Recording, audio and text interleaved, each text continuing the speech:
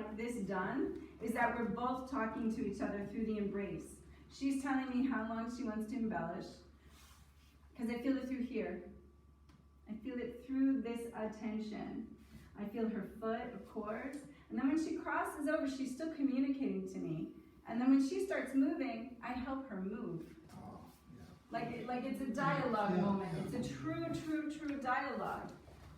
What often happens, and sometimes, I mean, it's true that this is a moment of embellishment, that she gets to do something. There isn't a whole lot of embellishing she can do here, right? It's not, she just has a few choices in this particular configuration. And what I don't want to see is,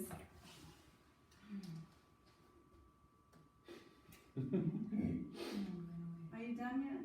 It's like, you know, and so sometimes you feel that. All of a sudden you've been dancing and it's like, well, embellish. And you're like, what do you mean embellish? Where did you go? Don't abandon me, right? So it has to feel to me still that I'm communicating, he's communicating, because the bottom line is that my leader is looking at traffic, and if you're holding up traffic, follower, because you just got like overzealous, he's super cute, you want to make sure he's paying attention to you, whatever, he still has the final say when it's over.